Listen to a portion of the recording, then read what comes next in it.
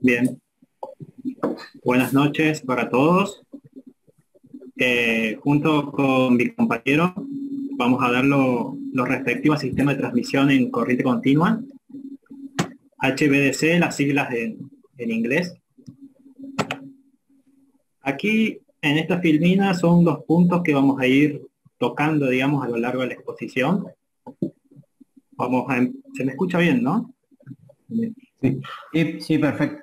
Sí, perfecto.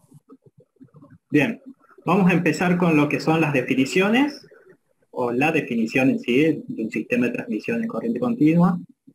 Vamos a caracterizarlo, luego describimos los componentes que conforman este sistema, los tipos de conexiones, para luego, definido todo esto, pasar, digamos, a lo que son las configuraciones que pueden tener estos sistemas, es decir, la forma de implementarlo en una situación real,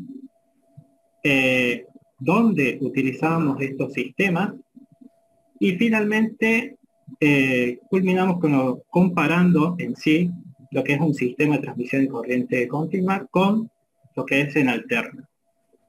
Y luego las aplicaciones que puede llegar a tener en este, digamos, en el sistema interconectado nacional.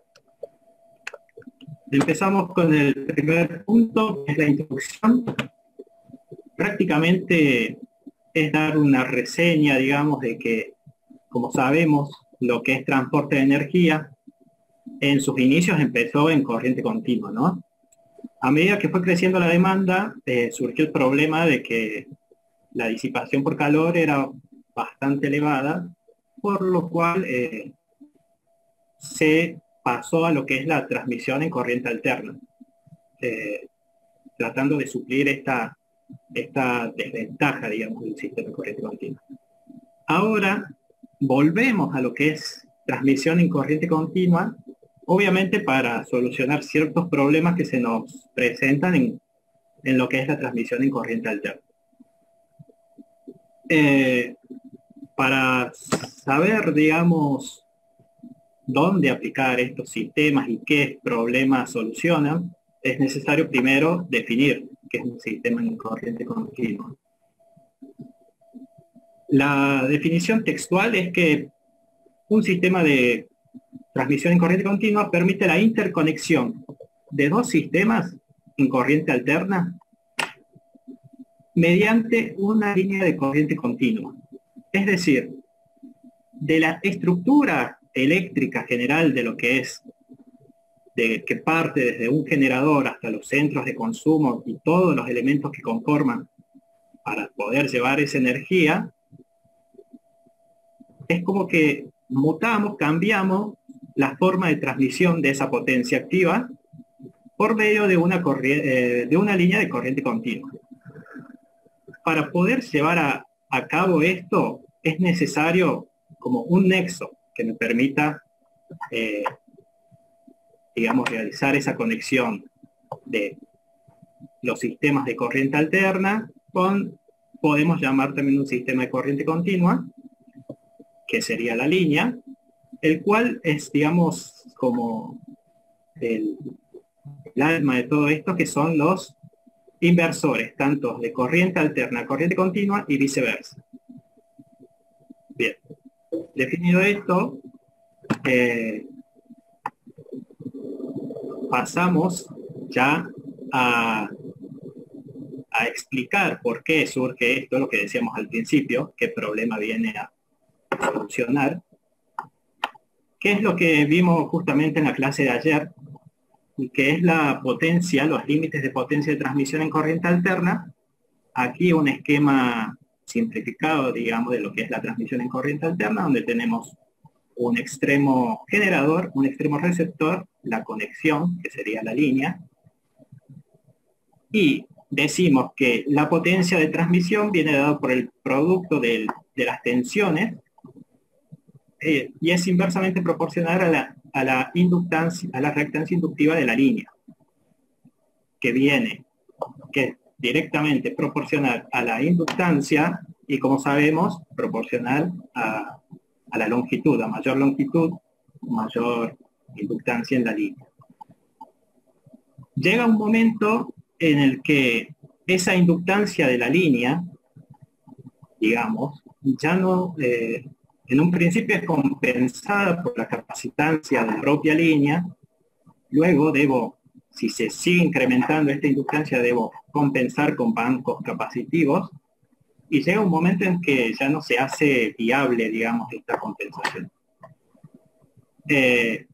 Entonces, la solución justamente es un sistema de transmisión de corriente continua que me permite independizarme, es decir, directamente no, la transmisión de potencia no está afectada por la reactancia inductiva X.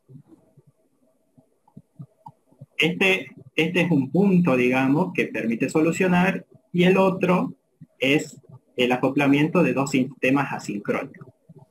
Esto lo vamos a ver más adelante, digamos, cómo es posible conectar estos dos sistemas de diferentes frecuencias. ¿Sí? Bien, seguimos. Para poder entender mejor, digamos, cómo es que funciona este nexo que dijimos, esta conexión, pasamos digamos, a describir, perdón, a describir en sí lo que es el sistema HVDC por medio de la identificación de los componentes que lo conforman. Acá lo marqué.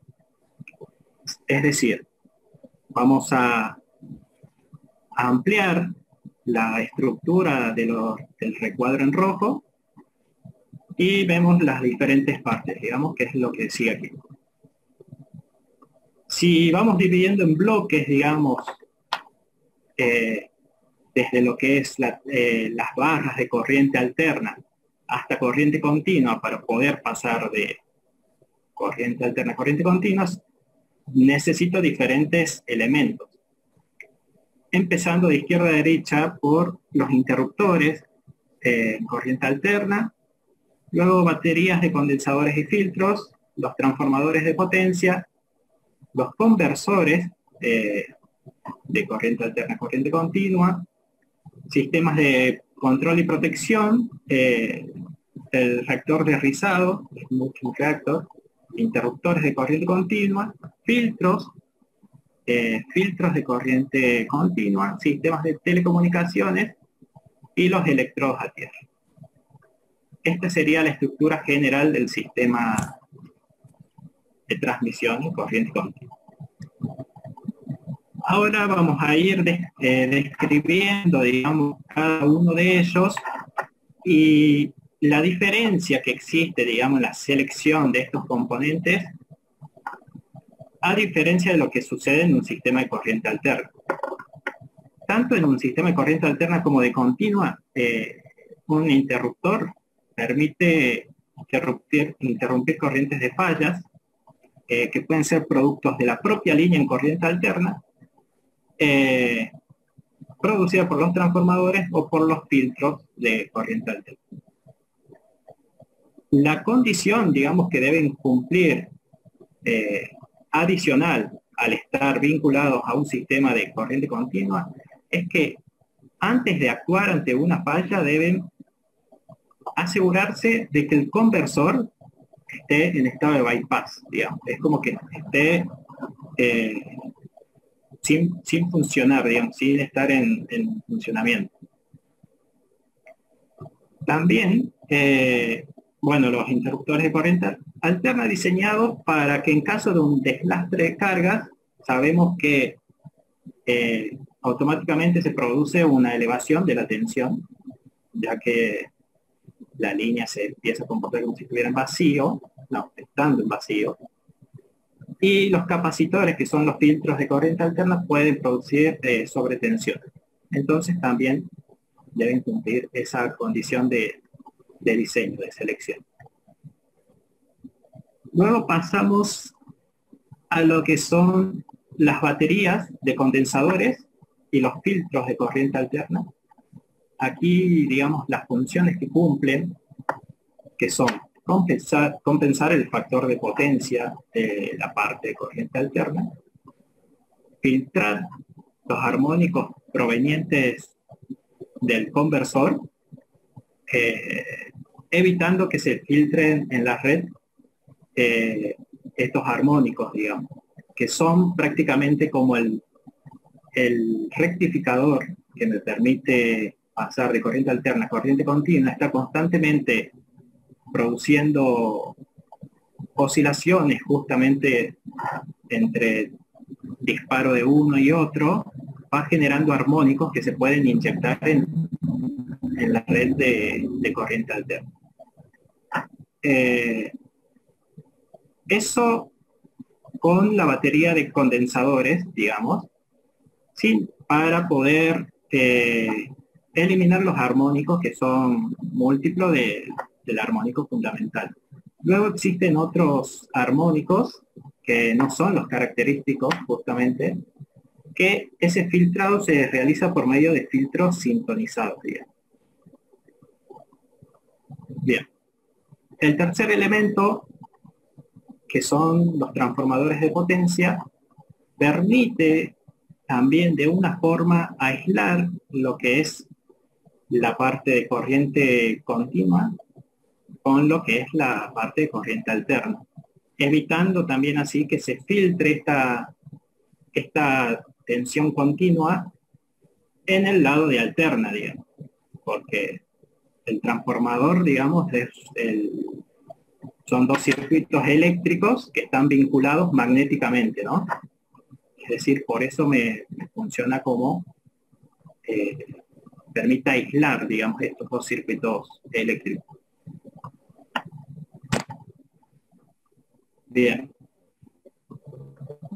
Hablamos anteriormente de cuál era la función de los filtros de corriente alterna, que era, digamos, una de las características era filtrar los armónicos. ¿Y por qué se realiza esto? Porque producen diferentes efectos, digamos, en lo que es un sistema de potencia. Generalmente son sobrecarga en los bancos de capacitores, sobrecalentamiento en máquinas eléctricas, ¿sí? E interferencias en equipos eléctricos, ¿sí? Debido a la frecuencia de oscilación de estos armónicos. Bien. Ahora, en el punto 4, pasamos a describir lo que es más importante, digamos, es donde en sí se produce la conversión de corriente alterna a corriente continua. Obviamente se produce por medio de los conversores, que pueden ser de dos tipos. LLC, conversores de conmutación de línea, y los conversores de fuentes de voltaje. ¿Qué diferencia fundamental o qué caracteriza cada uno que son distintos? Es el elemento de potencia, es decir, el elemento electrónico de potencia que voy a utilizar justamente para realizar esta conversión. En los sistemas LLC utilizo tiristores, que prácticamente es un interruptor controlado que me permite la conducción o no por medio de un cebado del mismo. En este tipo de elemento de potencia, en el tiristor, yo puedo controlar el encendido del mismo, es decir, el estado de conducción, pero no puedo controlar el estado de apagado. El apagado del mismo se produce por el cruce por cero de la tensión, lo que llamamos conmutación natural. En los sistemas DSC utilizo transistores de potencia del tipo IGBT, que este sí me permite controlar tanto el encendido como el apagado del mismo.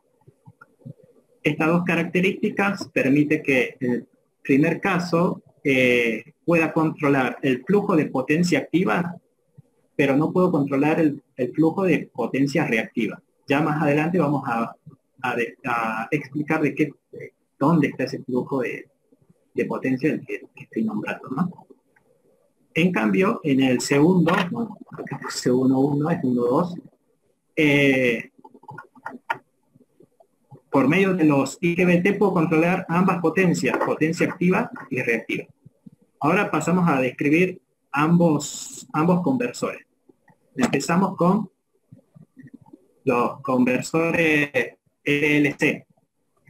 Lo que dijimos, se utilizan tiristores, permiten el control de encendido, pero no de apagado. Para su funcionamiento necesitan de un 8 al 10% de potencia, es decir, este inconveniente, esto me trae aparejado un inconveniente que no pueden actuar en lo que llamamos un arranque negro. Aquí, esquemáticamente, es un sistema de rectificación, y acá a la derecha los diferentes ángulos de disparo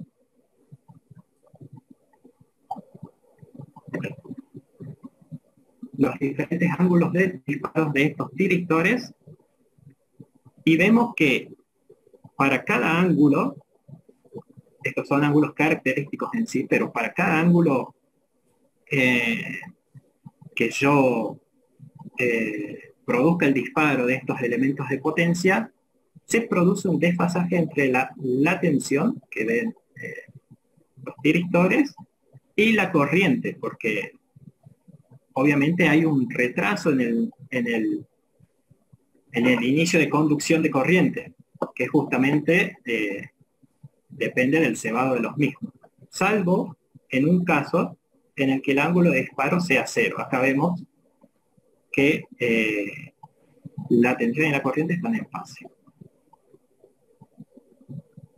Luego llega un momento en el que el disparo, va aumentando el disparo, y justamente este retraso de la corriente es lo que llamamos, digamos, potencia reactiva, digamos, consumo del rectificador en sí, que la debe suministrar el lado de alterna, porque el rectificador prácticamente es lado de corriente alterna, la rectificación, y obtenemos la corriente continua a la salida del mismo. Bien. Aquí está, digamos, lo correspondiente a los flujos de potencia que mencionamos antes. La potencia activa circula de la red, digamos, del lado del emisor hasta el receptor, digamos, porque estamos en presencia de una línea de corriente continua. Pero la potencia reactiva es suministrada por los lados de alterna, de ambos lados, hacia los conversores. Aquí están identificados como rectificador e inversor. Rectificador, en el momento en el que yo paso de corriente alterna a corriente continua, en el que yo debo volver a corriente alterna, lo realizo por medio de inversor, digamos. Dijimos que las potencias reactivas que se indican acá, estos flujos de potencias reactivas consumidos por el rectificador, son suministrados por los lados de alterna. ¿Está ahí todo bien? ¿O alguna duda? Vamos bien. Adelante nomás. Bien, acá pasamos a definir lo que es el conversor BSC. Dijimos que eran dos tipos, los tipos de conversores, y en este tipo BSC, el elemento de potencia, vemos que el puente rectificador ya no está compuesto por tiristores, sino que está compuesto por transistores de potencia. El transistor de potencia no se basa en un estado de conmutación en un estado de conmutación, digamos, que es en un estado de conducción o no conducción, sino que se basa en el control justamente de potencia. Vemos que aquí se agrega un elemento que es un controlador por ancho de pulso, que se va a encargar justamente de sincronizar las conducciones o los flujos de potencia de cada uno de estos transistores para poder controlar tanto la potencia activa como la potencia reactiva. Aquí la potencia activa vemos como el producto de dos tensiones entre lo que es la potencia del generador y el grupo de válvulas. Grupo de válvulas es lo que definimos como el conjunto de este puente rectificador multiplicado por el seno del ángulo de disparo. Es decir, la potencia activa va a estar en función del ángulo de, bueno, ya no es disparo, el ángulo de control de estos elementos de potencia. ¿Cómo realiza el control de estos elementos? Por medio de una señal que se encarga de comparar los valores, una tensión de referencia de seteo y la tensión a la salida digamos, del rectificador. Y la potencia reactiva viene dada por esta fórmula, donde P sub G es la tensión del generador y P sub B del de las válvulas, por el coseno de alfa sobre X. Aquí aparece X porque estamos hablando, sí, del flujo de potencia reactiva, ¿no? No estamos hablando de lo que es la línea de transmisión. Ahí no hay flujo de potencia reactiva. Lo que es el conversor sí existe. Justamente qué es lo que quiero controlar. Bien. Lo que no podía realizar en los conversores LLC, lo puedo realizar acá, que es el inicio en blackout, el inicio en negro, digamos. ¿Sí? Bien. Aquí una forma esquemática, digamos, las instalaciones de cada uno de estos dos tipos de tecnología, se puede decir, de estos dos tipos de conversores, en lo que se indica qué es lo que está puertas adentro y qué es lo que está a la intemperie. En este caso, lo único que está, digamos, de puertas adentro es lo que son las válvulas de tiristores en el sistema LLC. Acá había notado una diferencia que cabe aclarar, son las potencias máximas de transmisión de ambas tecnologías, que bueno, lo nombro ahora, pero después vamos a comparar ambas tecnologías, que el límite de transmisión de potencia activa de este tipo, LCC, está por 7500 megavatios. Mientras que el otro,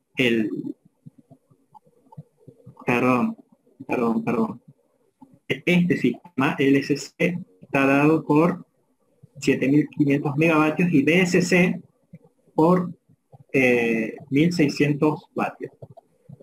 Acá está mal el título, perdón. Este es el LCC y aquí el BSC. Esto está mal. Vemos que ahora es una mayor superficie, digamos, y lo que está bajo techo, digamos, adentro, es tanto el sistema de rectificación, los filtros de corriente continua, el smoothing reactor y los filtros de corriente alterna. Mientras que a la intemperie está el grupo de transformadores y lo que corresponde a las líneas de corriente alterna. Bien, aquí un cuadro comparativo de ambas tecnologías. Hablamos de cuál es el elemento de potencia utilizado, la dirección de corriente, digamos, es una dirección de corriente constante, y en BSC yo podía controlar, digamos, el flujo de potencia con la inversión del sentido de corriente. El tipo de almacenamiento de energía en forma inductiva y en forma capacitiva requiere sistemas fuertes, mientras que en el BSC son débiles. Aquí lo que nombramos, lo que es arranque en negro y lo que no era necesario. Si yo quiero equipar, digamos, la tecnología LSC para un arranque en negro, debo agregar cierto equipamiento. LSC, mal control de potencia reactiva. No hay control de potencia reactiva, mientras que en el BSC sí lo mencionamos por el tipo de conversores utilizados. Las pérdidas en la estación conversora, digamos, donde se da el máximo consumo de potencia de la instalación. El cambio de flujo de potencia cambiando la polaridad de tensión. En este caso, ya que lo único que podía controlar era potencia activa, ese flujo de potencia activa está dado por la inversión del cambio de polaridad, digamos. Que la polaridad la controlo por el disparo de cada uno de los elementos de potencia del rectificador.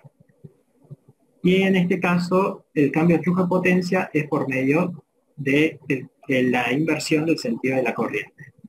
Las capacidades de tensiones a las que pueden operar 1000 kV y 600 kV, las distancias, digamos, donde son más, donde se instalan, digamos, cada una de estas tecnologías, y luego cuál es la más usada y cuál es, digamos, algo que recién está surgiendo, digamos, lo más reciente, y que obviamente, seguramente más adelante tendrá una evolución, sí, para mejorar todas las deficiencias que tiene respecto al sistema LSC. Bien. Como punto 5, lo que son controles y protección. Prácticamente los sistemas de protección en los sistemas LCC se produce por el control del circuito rectificador, digamos. No permito que puedo controlarlo variando el tren de pulsos que se inyecta a cada una de las compuertas. El sistema que se utiliza se llama BD-COL, que prácticamente consiste en una regulación de corriente en función de valor de tensión medido.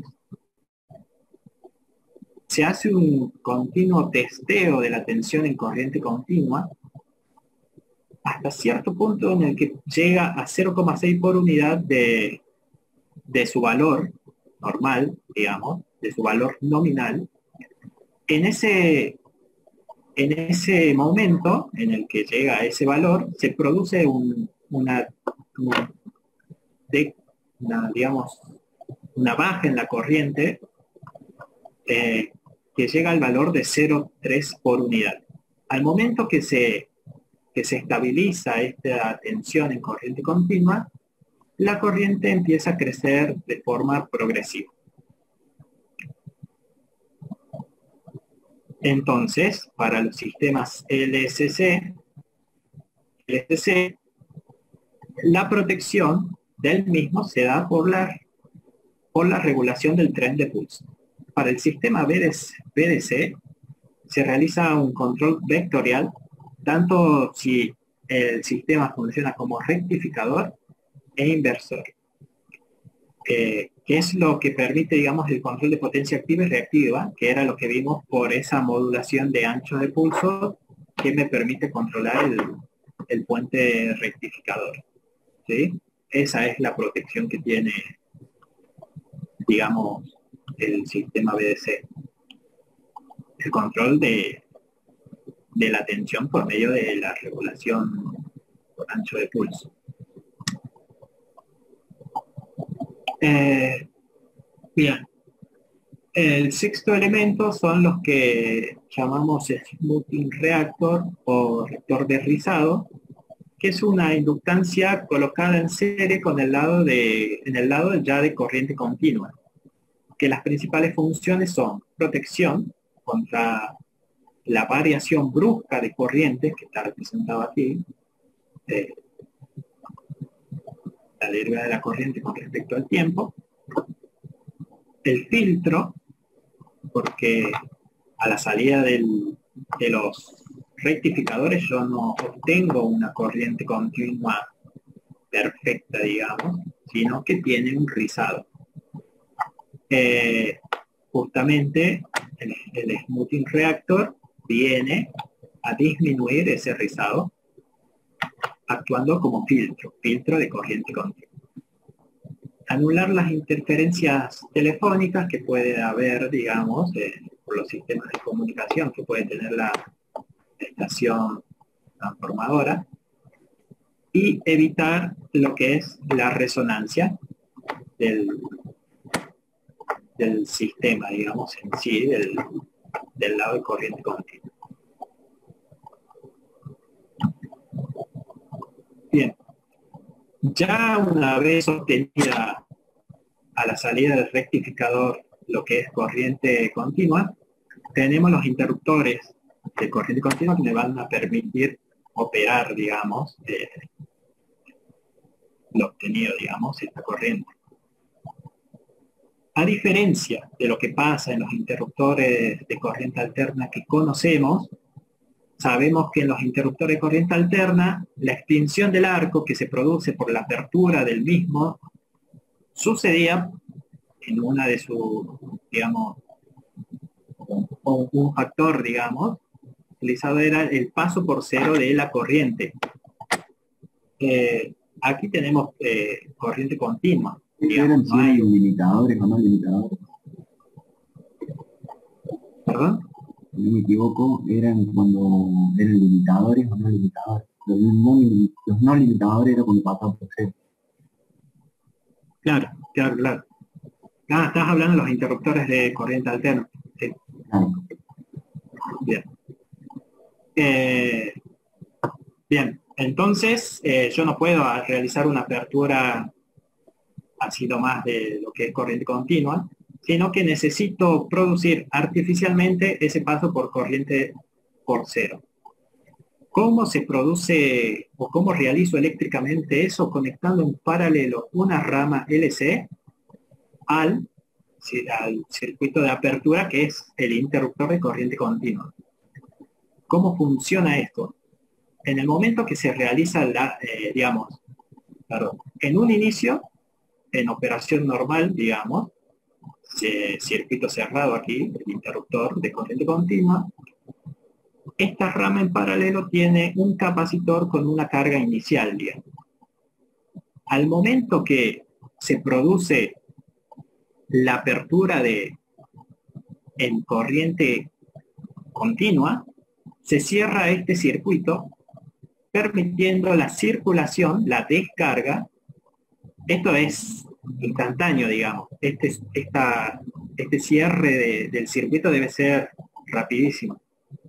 Se produce la descarga del capacitor por esta rama, que se opone a la corriente proveniente, digamos, circulante por el circuito de interrupción, se opone a la corriente de apertura, lo que empieza a producir una oscilación en la corriente de apertura, en el que se da ese cero, digamos, esa corriente cero artificial. Pero es eso, digamos. Agregar en paralelo una rama LC. Voy a hacer más rápido, porque si no me llego. Bueno, tenemos los filtros de corriente continua. Permite filtrar los armónicos de alta frecuencia, que son los que me producen el elemento rectificador, el circuito rectificador, el puente que dijimos. Estos filtros se superponen en la línea de corriente continua y también permite filtrar los armónicos de baja frecuencia. Se conectan en paralelo con la línea de corriente continua, salvo en los sistemas BSPC. Bien, ¿cómo funciona ese filtro? Justamente al ser un capacitor, digamos, su impedancia capacitiva está afectada de la frecuencia, y a medida que va aumentando la frecuencia, la impedancia capacitiva va disminuyendo, lo que me va a permitir la circulación de ese armónico específico por el capacitor, digamos, y no se me filtra en la línea de corriente continua. Bien. Bien.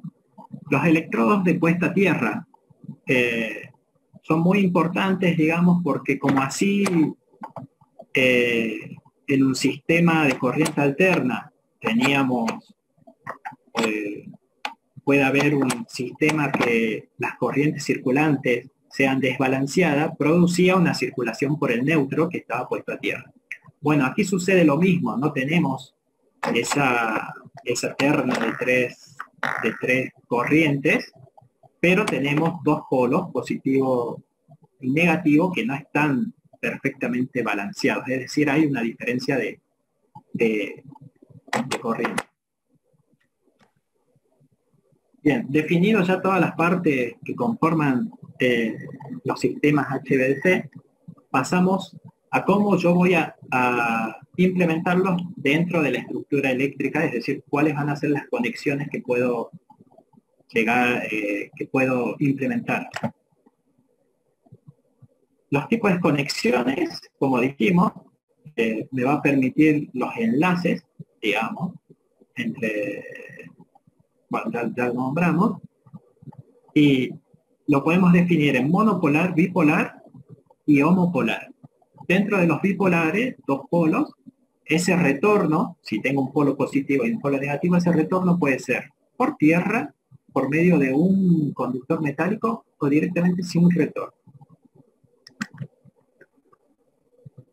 Bien, empezamos con el enlace monopolar. Se emplea, bien, primero el esquema, digamos, los dos circuitos, digamos, conversores, rectificador, inversor, línea de corriente continua. Homopolar, un solo polo, la conexión es por medio de una sola línea y ambas estaciones conversoras están puestas a tierra, digamos. ¿Cuándo se emplea este tipo de enlace, digamos? Es cuando las distancias son muy, muy grandes, donde el realizar una conexión aquí de retorno económicamente sería inviable, digamos. Entonces aprovecho y utilizo un solo conductor de conexión entre las dos estaciones conversoras.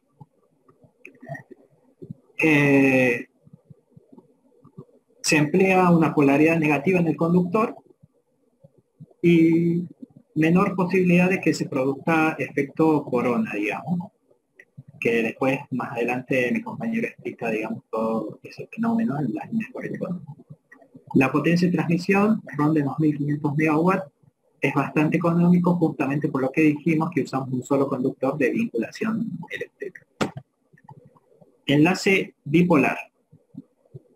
En este caso tenemos dos polos de signo distinto, positivo o negativo, estamos hablando de tensión continua, y el enlace bipolar puede distinguirse con retorno a tierra, un retorno metálico o sin retorno.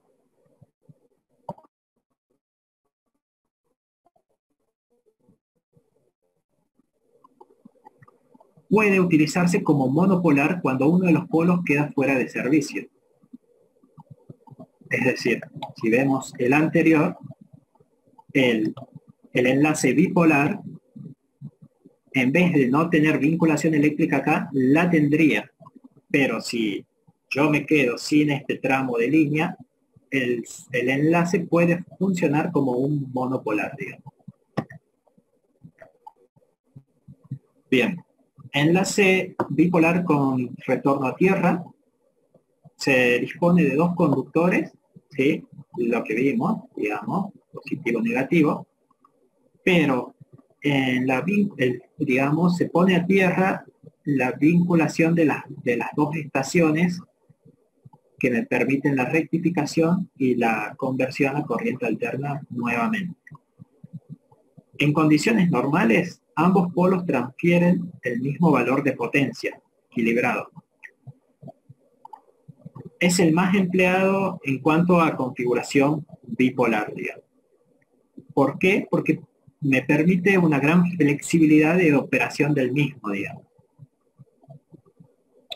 Y en caso de que se produzcan fallas o en el que yo decida realizar mantenimiento primero en esta zona, puede operar como un monopolar o viceversa, digamos. Es de esa flexibilidad de la que estamos hablando.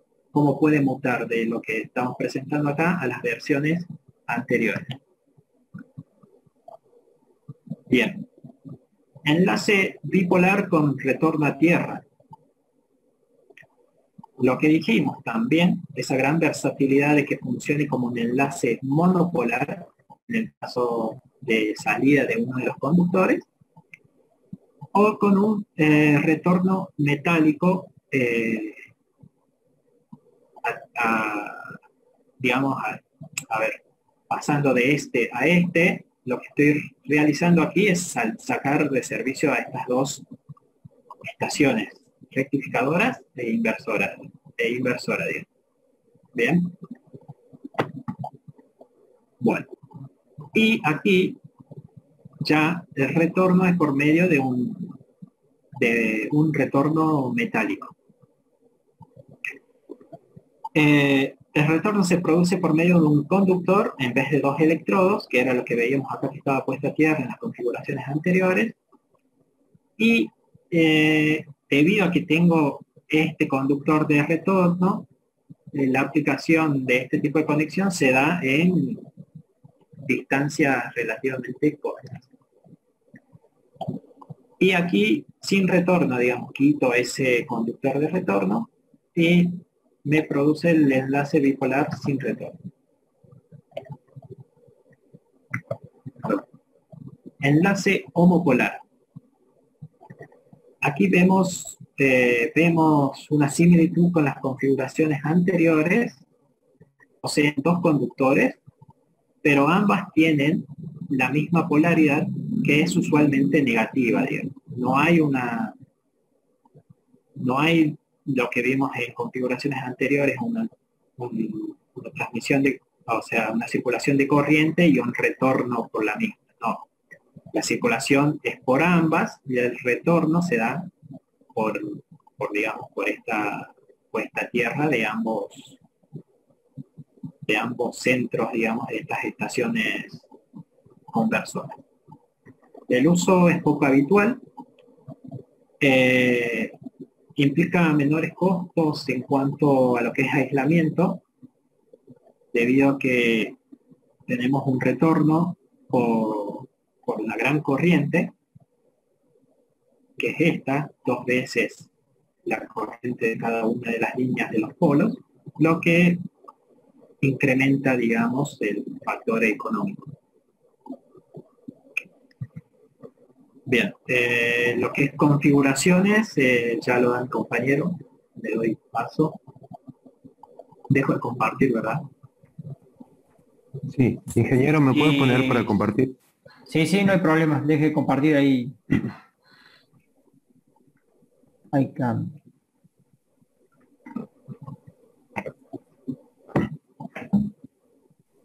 Listo, ahí debería poder compartir.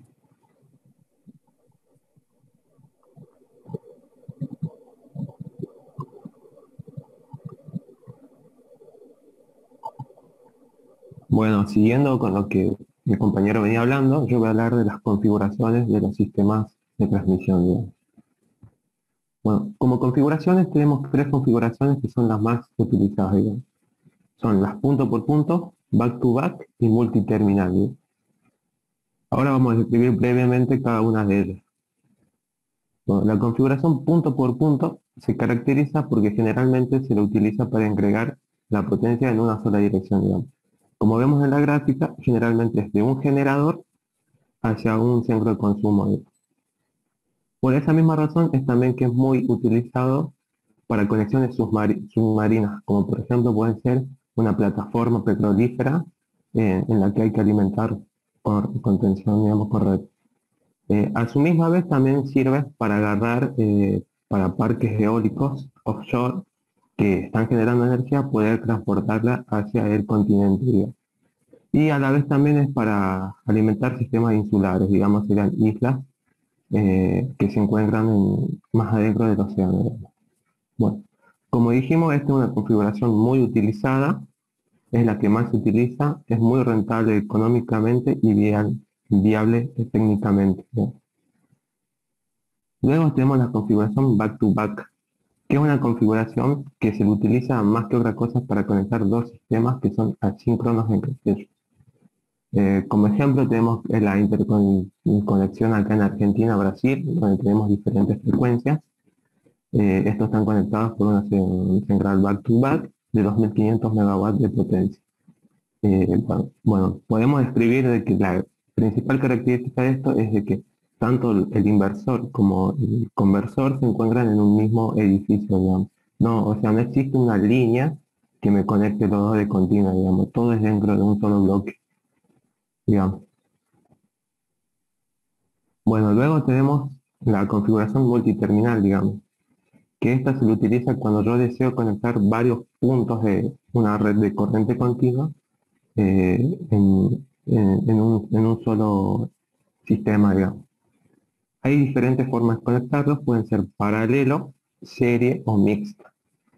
Ahí tenemos la característica principal de una conexión en paralelo, es que todas las estaciones, subestaciones van a estar a la misma tensión. En cambio, cuando es una conexión serie, se van a encontrar en diferentes tensiones cada una. Y una mixta va a tener configuraciones tanto en serie como en paralelo. Ahora vamos a hacer una comparación de lo que sería, digamos, una conexión en un enlace punto por punto y un enlace mixto.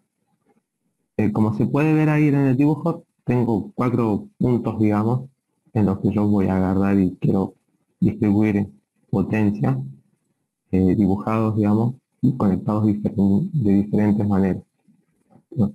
Y a esto hacemos algunas observaciones, digamos, como por ejemplo, si yo deseo conectar el punto A con el punto D, en un enlace punto por punto, veo que es necesario que tengo que circular por todos los conversores que encuentre alrededor de la línea.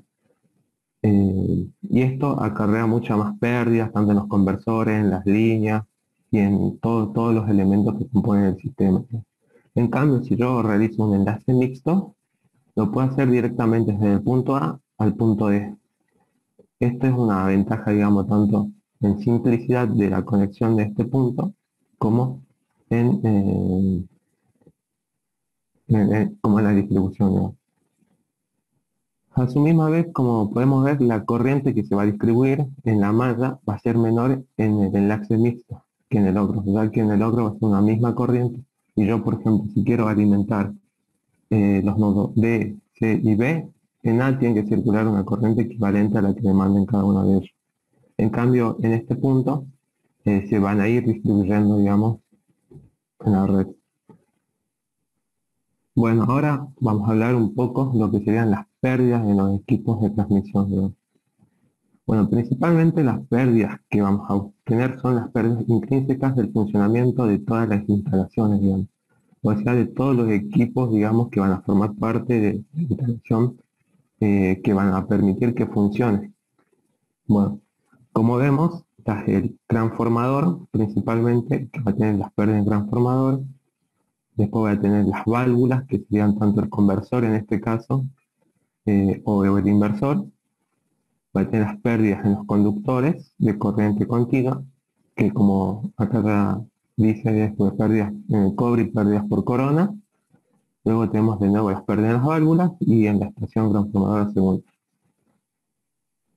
Bueno, los transformadores. ¿Cuáles son las pérdidas que tenemos en transformadores? Son principalmente las pérdidas por Joule y las pérdidas de hierro. Las pérdidas por Joule, como todos sabemos ya, vienen dadas por los electrones que circulan por el conductor, que se van a encontrar con los átomos del conductor y me va a producir un calentamiento en el mismo, y que este calentamiento me produce una pérdida por Joule. Pues después tenemos las pérdidas del hierro, que son las pérdidas por el circuito magnético del transformador, que están clasificadas por las pérdidas por histéresis y por corriente de Foucault, que también son por Joule. Las pérdidas por histéresis se caracterizan porque están formadas por el campo magnético remanente que posee, digamos, el material, y esto va a generar pérdidas que se van a disipar como calor. Y las pérdidas de corriente por Foucault es que al exponer al núcleo magnético, al campo magnético variable que va a tener, van a inducir corrientes que van a circular en el núcleo. Bueno, las pérdidas de los conversores están principalmente dadas por, como había ya enunciado mi compañero, las corrientes armónicas que se producen, que van a afectar tanto a la parte continua como a la parte alterna. Que estos generalmente me provocan variaciones en el flujo y los calentamientos en los demás componentes que forman el sistema, digamos. Bueno, hablando de pérdidas, podemos decir cuáles son las de los conductores, digamos.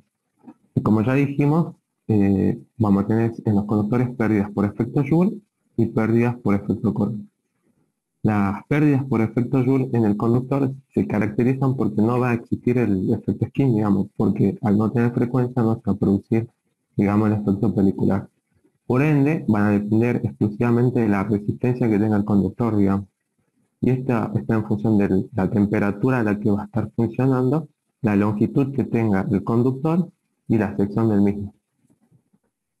Acá expresamos la resistencia en sus características, son la resistividad, la longitud de su sección. Acá le expresamos por longitud, o sea, la longitud, digamos que sea por unidad de longitud, y le aplicamos una corrección del factor por temperatura, donde tenemos la resistencia a 20 grados, que sería en condiciones normales de temperatura, y a la resistencia de trabajo que se va a encontrar el conductor, digamos.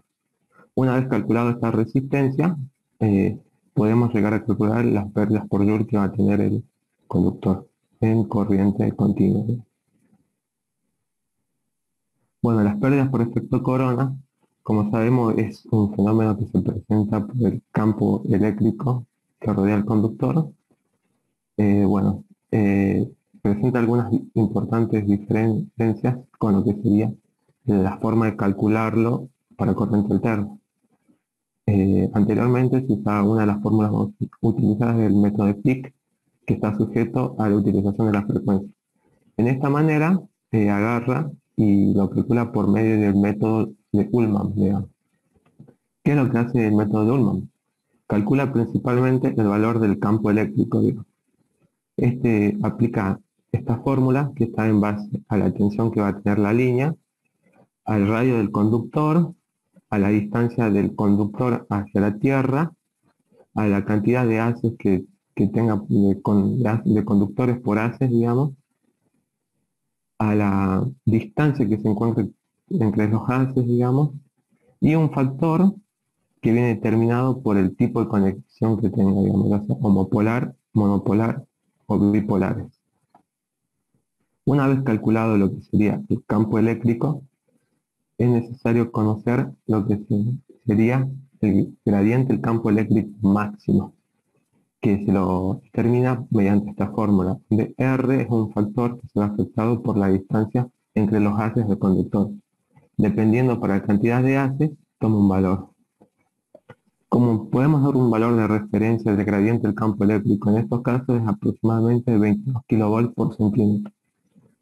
Luego el método obtiene una corriente que es la que emana los conductores en base a esta tensión, a este gradiente de campo eléctrico, y lo vea afectado por un valor C, digamos, que se va a estar en función del estado que se encuentra el conductor, digamos.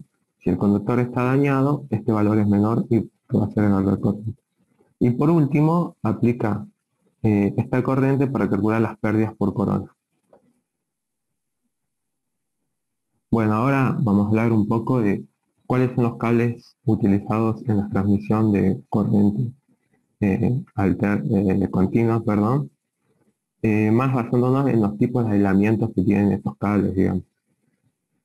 Bueno, visualmente van a ser prácticamente idénticos, digamos. La principal diferencia que van a tener va a ser en el material con el que estén aislados, digamos, por el hecho de que van a sufrir diferentes fenómenos de la polarización.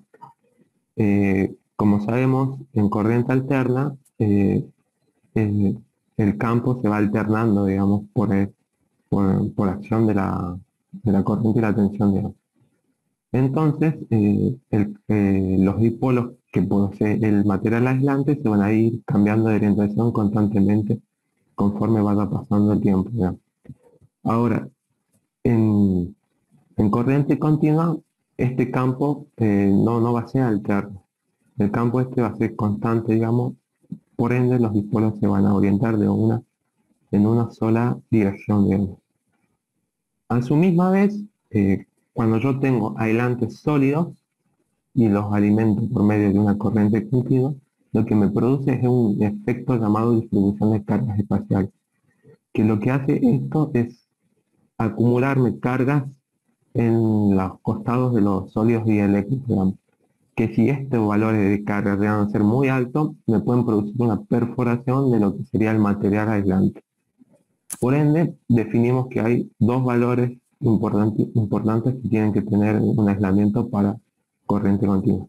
Esto sería un alto valor de resistencia intrínseca, que su resistividad debe ser al menos 10 veces mayor que para corriente alterna, y no debe favorecer la formación de la distribución de cargas espaciales, digamos. Esto implica de que los materiales no tienen que presentar huecos ni deben tener algunas rugosidades que permitan la acumulación de cargas, digamos. Bueno, de las tecnologías usadas, podemos decir, para el aislamiento, tenemos cuatro que son los más utilizados.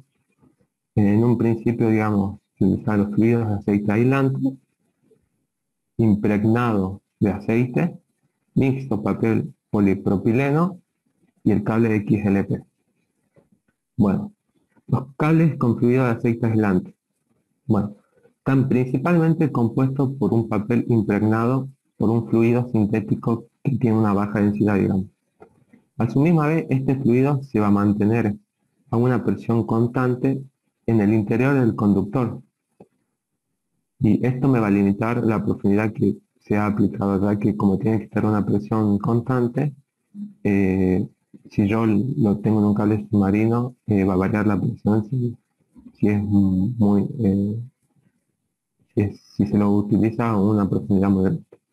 Bueno, tiene temperatura de funcionamiento aproximadamente de 85 grados y tiene la desventaja principal, digamos, que como mantiene un fluido a una presión constante en su interior, es necesario que tenga bombas tanto en sus dos extremos del cable, digamos, para mantener esta presión.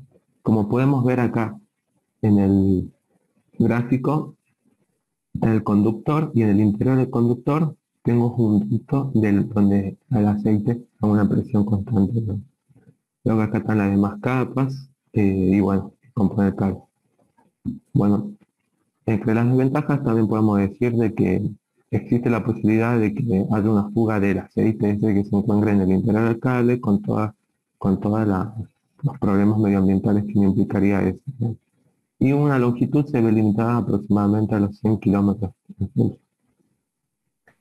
Bueno, luego pasamos a lo que sería el cable con papel impregnado en aceite, digamos. Este está constituido por un papel de alta densidad que está impregnado por resinas y líquidos aislantes, digamos, aceites aislantes. Y además está cubierto en su exterior por un polietileno excluido, digamos. A diferencia del anterior, este no tiene un fluido que se mantiene a presión constante. Este directamente, la mezcla esta aquí, con la que yo impregno el papel, digamos, se va a mantener, digamos, en su posición original. O sea, no va a variar mucho, no se va a desplazar. Tiene un límite técnico de 600 kilovolts de funcionamiento y su temperatura es hasta 55 grados, digamos. La longitud es sin limitación siempre y cuando se mantengan sus valores tanto del límite técnico y a temperaturas menores a 55 grados. Y a la misma vez dispone de, se lo utiliza generalmente para tensiones de 500 kV y hasta 800 megavatios de potencia. Bueno, ahora podemos hablar un tipo de cable aislante mixto papel polipropileno, que digamos que es una mezcla de lo anterior, una evolución, que está constituido por el papel de alta densidad impregnado con una mezcla viscosa, y a su vez las capas de ese papel van a estar separadas por algunas películas de polipropileno. Acá es como una comparación con un aislante sólido de lo que se obtiene, digamos. O sea, si yo con un cable que tenga aislante sólido y uno de estos los pongo a comparar transmitiendo la misma potencia, vemos que tengo, perdón, las mismas secciones, damos un 25 y 50% de potencia transportada por este cable, digamos. O se puede ver en una reducción del 30% de las dimensiones del mismo. O también lo podemos ver como una reducción de un 10% del diámetro del cable. Y a la vez tiene una reducción del peso con esta tecnología, que podemos decir que son un 20% menos de peso en el aire y en el agua hasta un 25%. Todo esto tiene como objetivo poder cubrir tramos más largos, digamos, de la red. Bueno, y por último, hablamos del cable XLP, que como dijimos antes, es un cable que en un principio no se utilizaba porque es un aislante sólido y producía el efecto de la acumulación de las cargas, digamos. Por ende, se lo tuvo que agarrar y aplicar modificaciones para su uso en corriente continua, digamos. Bueno, este es un cable, digamos, que como lo mismo que en corriente alterna, puede funcionar hasta 90 grados y soporta temperaturas de 250 en cortocircuitos, digamos. Es muy utilizado en alta mar, digamos, aerogeneradores, plantas petrolíferas o conexiones, digamos, entre distintos puntos más viendo a alimentación de islas y esas cosas. Bueno, ahora sería lo que será la utilización de los sistemas. ¿A qué nos referimos con esto? ¿En qué es lo que se utiliza principalmente los sistemas de transmisión de corriente continua? Se lo ocupa principalmente para líneas de gran porte de larga distancia, porque ya como vamos a ver en la viabilidad técnica, más adelante se justifica esto, transmisión de potencia en entorno marino. También tiene una ventaja con respecto a un cable de corriente alterna, principalmente por la longitud crítica que tiene un cable de corriente alterna, y para interconexión de sistemas de corriente alterna síncronos, como vimos las conexiones back-to-back, que yo puedo conectar dos sistemas, digamos, y la estabilización de líneas de corriente alterna. Bueno, hablando de los aspectos que hay que destacar, digamos, en el uso para la elección de un sistema de corriente continua al de uno de corriente alterna, podemos ver una viabilidad técnica, un factor económico y un impacto ambiental. Si nos basamos en la viabilidad técnica, lo que más importa es la transmisión de potencia, ¿sí? ¿Cuál cable puede transmitir más? En una comparación, ya como dijimos, los sistemas de corriente continua van a mantener prácticamente constante lo que sería la transmisión de potencia en la distancia, ya que no sufre los efectos que sufre lo de corriente alterna, como pueden ser las pérdidas por la propia reactancia de la línea, los efectos skin y otros efectos, digamos, que se ven afectados a la capacidad. Como podemos ver en la gráfica que está acá abajo, cuanto mayor es la longitud en kilómetros, la línea de corriente alterna, por los efectos ya mencionados, va a ir decayendo la potencia que puede transmitir, mientras que la línea de corriente continua se va a mantener prácticamente constante.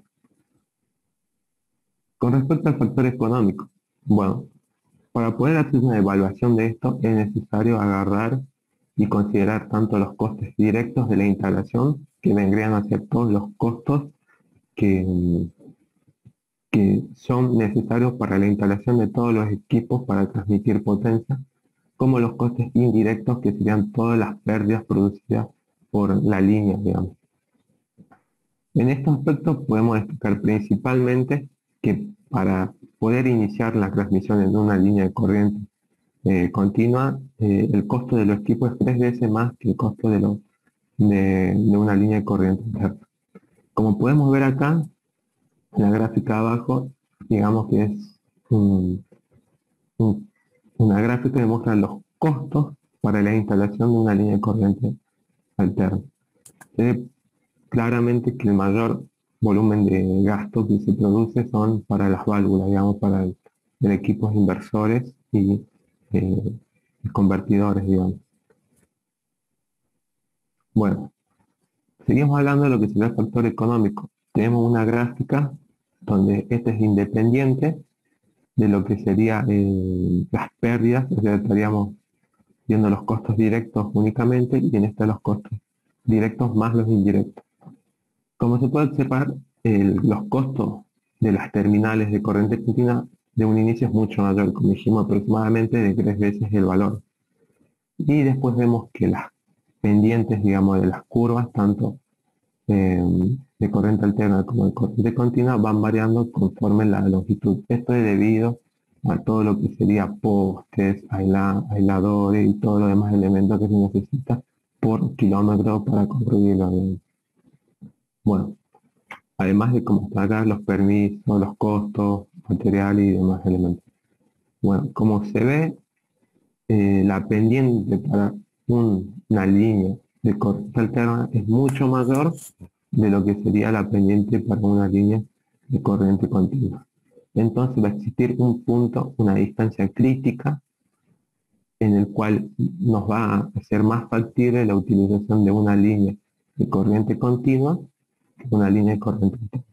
Este punto, considerando solamente los costes directos, está alrededor de los 800 kilómetros. Ahora, si pasamos a considerar no solo los costos directos, sino los costos directos e indirectos, nos vamos a dar cuenta que las curvas aumentan su pendiente, digamos, pero a la misma vez sigue siendo mayor, digamos, los costos de corriente alterna, y nos produce un desplazamiento de las curvas. Al aplicarse también los costes indirectos, vemos que la longitud límite, esa distancia crítica de transmisión de una línea de corriente alterna, se ve reducida a lo que sería 600 kilómetros, digamos. O sea que desde el punto de los 600 kilómetros para adelante, no sería más conveniente económicamente la utilización de una línea de corriente continua. Bueno, y luego podemos ver que serían los impactos ambientales que producir.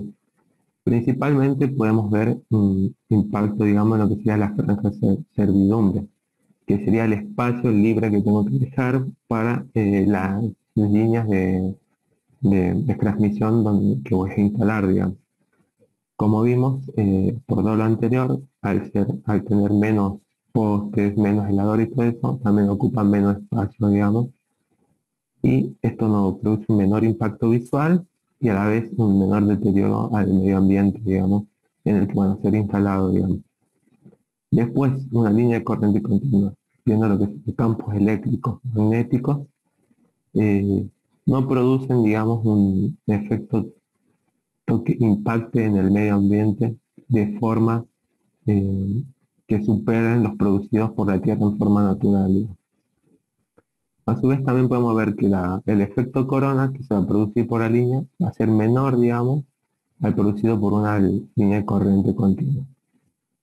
Y la producción de ozono a la misma vez no va a superar los valores que se producen en la Tierra en forma natural, digamos. Bueno, acá hay una comparación, perdón, esta era una línea de 3500 megawatts, que se ve ahí la diferencia de lo que sería la franja de servidumbre necesaria para una de corriente alterna y una de corriente continua. Y esto es una comparación de dos torres típicas para la transmisión de 1000 megawatts, una de corriente alterna, donde se ve que es mucho más ostentosa en tamaño que una de corriente continua, y a la vez, al tener más conductores, también se utilizan más aisladores y muchos más, materiales, digamos. Bueno, ahora vamos a hacer una comparación entre estos dos tipos de sistemas, digamos. Bueno, principalmente vamos a suponer una línea de corriente alterna trifásica y una corriente continua basada en dos conductores, o sea, va a ser una bipolar, digamos. Y vamos a hacer algunos supuestos para facilitar su cálculo, digamos, y porque si no sería muy complejo, digamos, con todas las variables que tengamos. Principalmente vamos a suponer de que se tiene la misma cantidad de cobre en ambas líneas, digamos. O sea, el cobre que voy a utilizar en las líneas de corriente alterna va a ser igual al cobre que utilizaré en las líneas de corriente continua. Eh, por ende, al poseer tres conductores en corriente alterna, por su sección va a ser igual a los dos conductores que tengo en corriente continua por su sección, digamos. Otra de estos supuestos que vamos a utilizar van a ser que las densidades de corriente en los dos conductores, en los dos sistemas van a ser iguales. Al ser iguales la densidad de corriente, podemos ver de que al ser mayor la sección de corriente continua, va a poder circular más corriente en este que en el de corriente alterna. Esta corriente va a estar dada por la siguiente relación, ¿no? También vamos a suponer que un mismo aislamiento, digamos, va a resistir tensiones tal que la tensión de corriente continua 1,8 veces. Igual va a ser igual a 2,5 veces la tensión de corriente alterna. Esto tiene que ver más, digamos, con valores que toman algunos libros, digamos, que lo toma 1,8 y 1,5 las sobretensiones. Las sobretensiones que se dan en el sistema de continuo y en el sistema alterno. Eso hace Claro. referencia a esos dos valores. Claro. O sea, lo que me explica acá es de que voy a poder obtener una tensión en corriente continua mayor a una corriente alterna, porque el aislamiento va a resistir valores de sobretensiones menores. Ya. Bueno, al despejar esto, perdón. Bueno, acá hay un gráfico, digamos, de lo que sería las líneas y las tensiones que estoy ocupando. Bueno, ahora vamos a revisar las siguientes. Perdón, me olvidé acá la última aclaración, digamos, de que vamos a tomar en corriente alterna la hipótesis más favorable, que es que el factor de potencia va a ser igual a la unidad.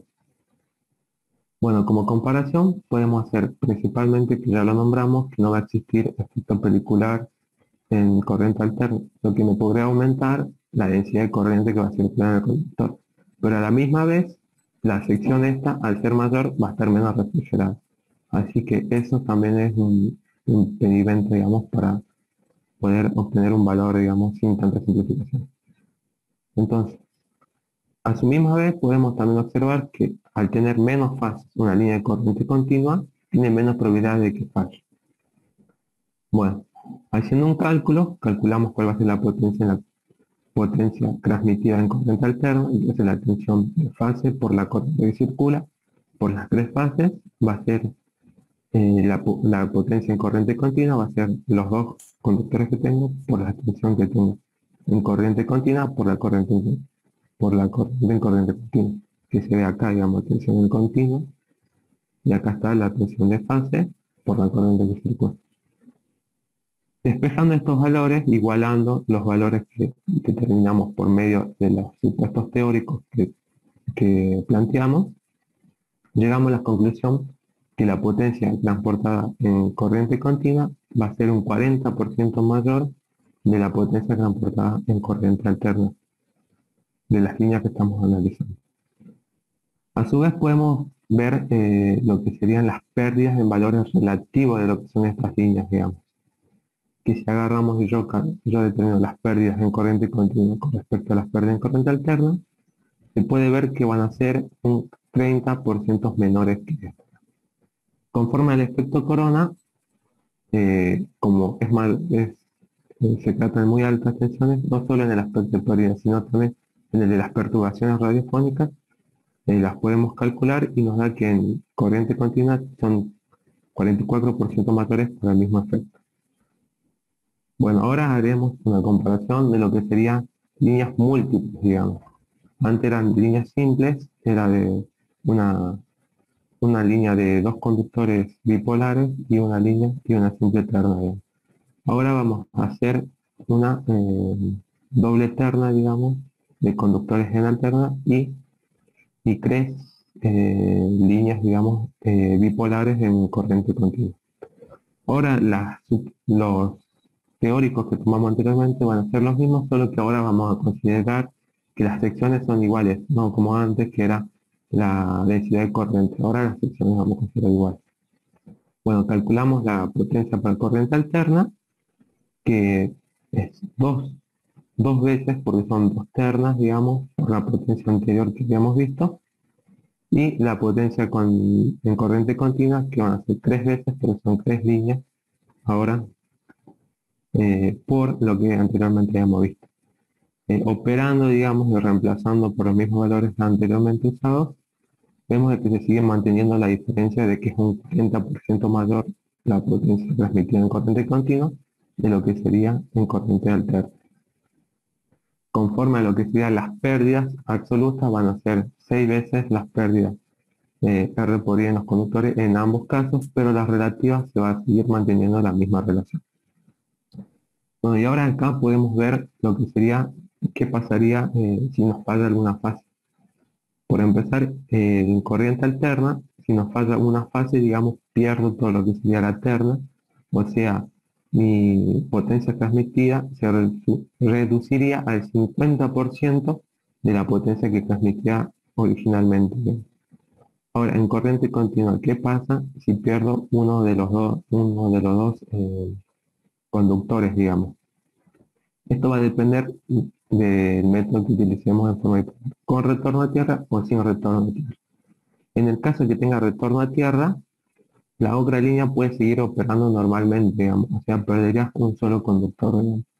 Por ende, sería de los 6 que tengo, 5 seguirían operando de forma normal, lo que sería igual a un 83% de la capacidad de la potencia en la línea que podría seguir transmitiendo. Ahora, si este conductor no tiene retorno por tierra, me pasaría que perdería toda esta línea, digamos. De las 6 líneas, 4 me seguirían en funcionamiento. Lo que lo representa acá por medio de 2/3, digamos, 4 de 6, digamos. Y me estaría dando que el 66% de la línea seguiría en funcionamiento. O sea, la línea podría transmitir el 66% de la potencia original que transmitía.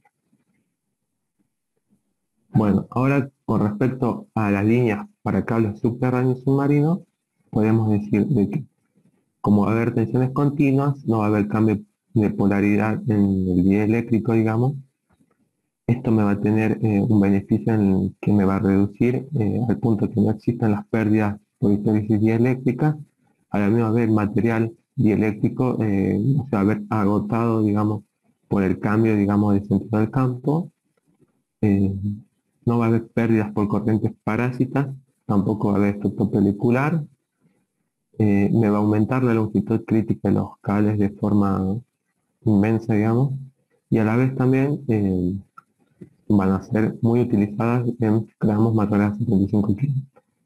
Como os dijo, principalmente, digamos, es para varias islas la alimentación, como por ejemplo en este ejemplo se puede ver que es una línea de 290 kilómetros que me alimenta de Australia a Borneo, en el cual es de forma submarina, como se ve acá en la imagen, se encuentra en el mar, y bueno, una distancia mucho mayor de la que sería con un cable de corriente externa.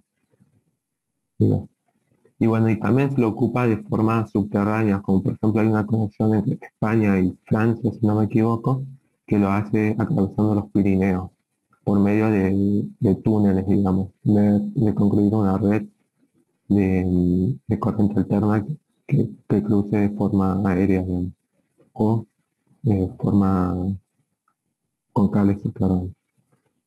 Bueno, terminando ya lo que sería, vamos a enunciar lo que serán las ventajas y las desventajas que poseen estos sistemas entre ellos. Bueno, las principales ventajas que va a poseer un sistema de transmisión en corriente alterna van a ser la posibilidad de utilizar transformadores, o sea, me va tengo la posibilidad de poder variar las tensiones que voy a utilizar en los gramos, digamos, de transmisión. Después tengo una flexibilidad para conectar diferentes puntos de la red eléctrica, digamos. Es mucho más sencillo realizar un sistema enmallado que con corriente continua. Y la posibilidad de uso de FATs, que serían unos sistemas que me controlan, digamos, el funcionamiento de la línea. Y bueno, como desventajas, dijimos la carga natural de la propia línea, que son las reactancias y todos los demás elementos propios de la línea, que me van a ver perjudicando las limitaciones de transmisión.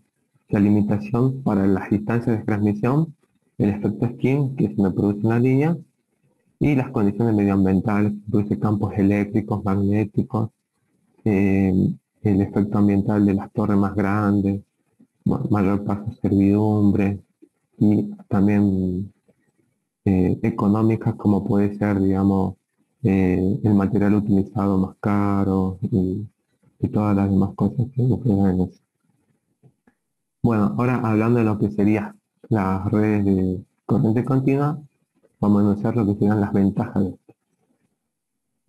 La primera es que tiene mayor capacidad para transmitir potencia al conductor, como dijimos, de que con la distancia no se va a ver, digamos, afectada tanto por las pérdidas propias de la línea, ¿no? Y va a ser la potencia transmitida prácticamente constante. Después tenemos las pérdidas que van a ser menores en las líneas aéreas, que es lo mismo, digamos, prácticamente a partir de los 600 kilómetros contando los costes indirectos y 800 contando los costes directos. En el caso de las líneas subterráneas o submarinas, es más conveniente la transmisión a partir de los 40 kilómetros por noche, por el hecho de lo que habíamos visto, que la mayoría de los cables, digamos, entre 40 y 60 kilómetros ya sufren su longitud crítica, digamos. Bueno, la conclusión de las líneas es más sencilla, económica, por unidad de longitud, por el hecho que ocupan menos materiales, es menos conductores, todas las demás cosas. Tiene la posibilidad de retorno por tierra y se puede operar por cada conductor como un circuito independiente, como vimos en la comparación de que si se me cae una fase no pierdo directamente toda esa línea, digamos, sino que pierdo una parte y tengo un porcentaje importante de potencia que puedo transmitir. No me genera un efecto skin, digamos, una línea continua. No requiere compensación de energía reactiva si utilizamos la tecnología BSC, que sería con los transistores vistos anteriormente. Pues el segundo grupo, digamos, sería que el efecto corona y las interferencias son mucho menores en una transmisión de continuo que en la transmisión alterna, que hacen posible la conexión de sistemas asíncronos, como es el caso que vemos acá, la interconexión de Argentina y Brasil, y van a aportar estabilidad al sistema, como por ejemplo en unas islas, por ejemplo no es un sistema muy estable, le puede aportar por medio de un cable, digamos, estabilidad de ese sistema. Y a su vez también contribuyen o sea, estas líneas no van a contribuir a lo que sería la potencia de cortocircuito en una red. Bueno, como desventajas tenemos que si utilizamos los convertidores LSC, es necesario que se tenga una determinada cantidad de potencia reactiva, digamos, una energía reactiva hay que entregarle para su funcionamiento. Y esto implica la necesidad de instalar algunos equipos que ya sean para suministrar esto y para corregir todo lo que sean los armónicos, inconvenientes que me producen los convertidores, digamos. También como desventaja tiene que la implementación de ella es mucho más cara, digamos, en un principio, en lo que serían las estaciones y todo lo demás, como vemos principalmente por las válvulas, digamos, que son los elementos más caros, que no es posible variar los niveles de tensión, o sea, no puedo hacer una transmisión de 500 hasta bajar a 32 y volver y bajar más, digamos, sino que es una línea que determina una cierta cantidad de una tensión, digamos, y lo transmito por kilómetros, digamos, una operación en las redes con corriente continua siempre va a ser más compleja por el hecho de lo que vimos de las válvulas, digamos, y los conversores e inversores, que en el caso de que se utilice una fuente modulada de pulso, digamos, tiene un funcionamiento mucho más complejo y, y que, como vimos en los casos del ESC, que hay que generar potencia reactiva, digamos, tanto en la carga como en el inicio. Bueno, después encontramos ahí en el informe unas pequeñas aplicaciones que se piensan utilizar en Argentina. Lo que sería una línea más principalmente para la Patagonia, que son líneas de 2.200 kilómetros, bipolar, digamos, serían, que tengan capacidades de 300 megawatts. Ahí tienen distintas clases, digamos, de recorrido, que se prevé una futura utilización. Y bueno, como ejemplo también el interconexionado en Garabi, que como dijimos que 2.200 megawatts, que se conecta al sistema de Brasil con el de Argentina. Y bueno, hay una aplicación más, digamos, que se puede estudiar, digamos, que sería de 900 kilómetros de largo la línea, una tensión de 600 kilowatts y una capacidad de transmisión de 3.000 megawatts en lo que sería el noreste de la Argentina. Bueno, eso sería todo. Ese último corredor que fue el que causó el colapso del 2019. Que va desde Yacyretá, ese fue el corredor que tuvo la falla que generó la desvinculación de los sistemas y el colapso. Así que sería interesante que se construya esa línea. Inge. Bueno, vamos a aprovechar estos minutos que quedan el curso. ¿Tienen alguna duda? ¿Algo puntual?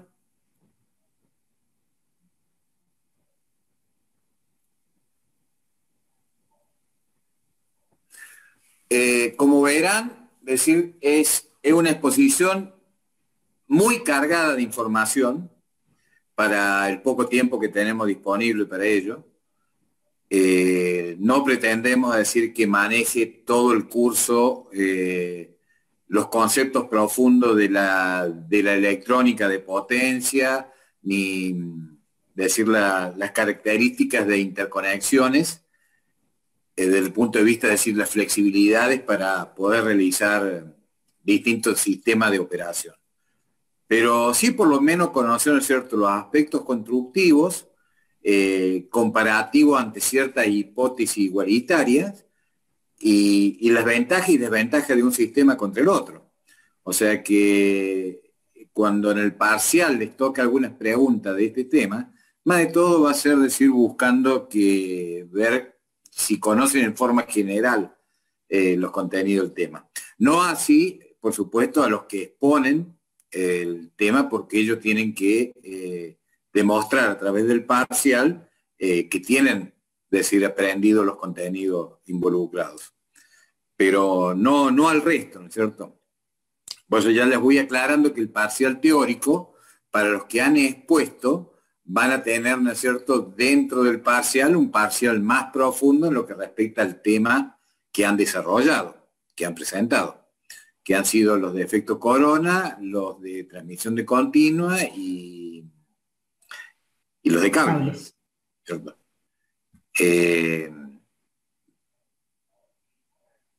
Pero los temas que se van a tomar en el teórico van a ser parámetros eléctricos, cable, efecto corona y transmisión continua, y hay comportamiento de líneas. Líneas cortas, medias y largas. Con respecto a esto no hay consultas, si no hay consultas, sí. Si no hay consultas, es decir, estarían desocupados. Lo único que le vamos a pedir, le voy a pedir a los dos que pusieron si nos pueden esperar un ratito en la sala de espera. Lo vamos a poner en sala de espera y hablamos con el ingeniero y ya lo hacemos entrar nuevamente. ¿Y a los demás? Sí. Yo tengo una pregunta. Sí, Javi. Leí que respecto a la potencia natural, que decíamos que era el cuadrado de la tensión sobre la impedancia característica, decía que una de las principales razones para transmitir en alta tensión era que la potencia natural era proporcional al cuadrado de la tensión. O sea que transmitíamos en alta tensión para poder elevar esa potencia. O sea, quiero saber si es cierto o Sí. porque lo leí en internet. La fórmula para determinar la potencia natural la vimos ayer, que es la tensión en kilovolt al cuadrado dividir la impedancia característica en ohm. Esa es, ¿vos querías la aseveración de que es así? No. Yo lo que quería confirmar era si es cierto que transmitimos en alta tensión para elevar esa potencia natural que puedo transmitir a través de la línea. No, transmitimos en alta tensión para reducir las pérdidas. Y aparte, transmitimos en alta tensión para que a mayor potencia a transmitir, tenemos menos corriente circulando. Nosotros el gran problema que tenemos es cuando las corrientes son muy altas. Las corrientes muy altas me producen grandes caídas de tensión, grandes pérdidas, sobredimensionar equipos para que puedan, ¿no es cierto?, soportar el paso de esa corriente. Entonces la transmisión en alta tensión es a los fines de disminuir las corrientes. ¿Y por qué? Es decir, ¿en dónde estamos limitados con la transmisión en alta tensión?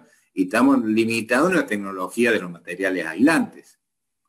A medida que vayamos superando los inconvenientes que tenemos hoy en día con el material aislante, seguramente vamos a ir logrando mayores